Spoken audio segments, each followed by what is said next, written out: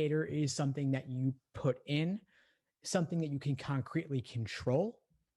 Then a lag indicator is something that is your result or your outcome that you cannot control to quite the same degree.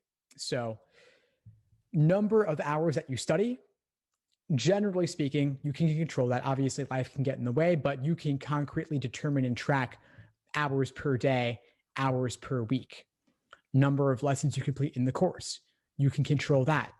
Number of class sessions you attend like this, you can track that. Tonight we did 2, reading comprehension, now the group coaching mastermind. Number of questions you attempt, you can control that. Outcomes like number of questions you answer correctly, you will obviously try to control that and maximize that number, but there's some ambiguity around how exactly that might play out. Some weeks will be more, some weeks will be less in terms of correct answers. If you try hard questions, you'll get a larger percentage wrong than if you try easy ones on average.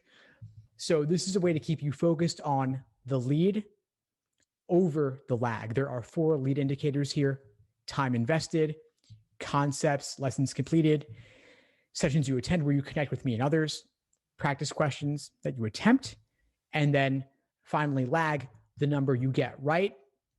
That will vary, that will change. I want you to focus more on maximizing input into these first 4 columns: time, concepts, connection, practice.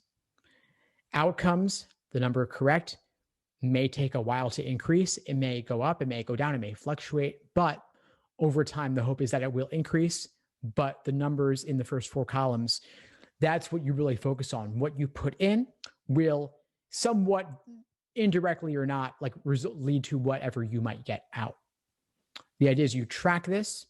If your first 4 columns are low in a particular week, the outcomes column may also be low because generally speaking, what you put in will determine in part what you get out.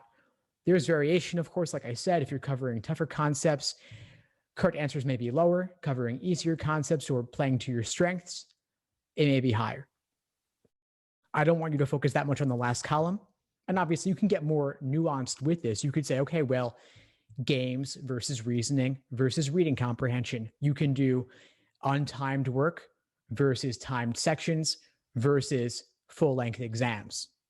There's a lot of nuance that is not included in this chart. I don't want this to be the only thing you look at, but this is really meant to more serve as some general inspiration as to how you might track what you're doing a little bit differently than otherwise. Typically, the spreadsheets and charts that I see are focused on, when they say progress tracking, they're focusing on the scores out of 180 or the number correct out of the 25 or so questions per section.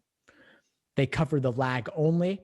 I rarely, if ever, see the lead indicators covered, those first 4 columns, what you're putting in. So I want to flip it around a little bit, focus more on the lead, what you put in, a little bit less on what you get out.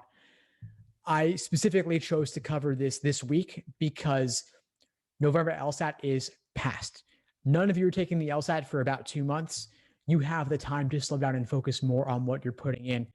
You don't need to think quite as much about what your results, what your accuracy is coming out for quite a while. Obviously, as January, February, whatever gets closer, you may look more at your time sections in your full-length exams, but you have plenty of time until then to look at other things.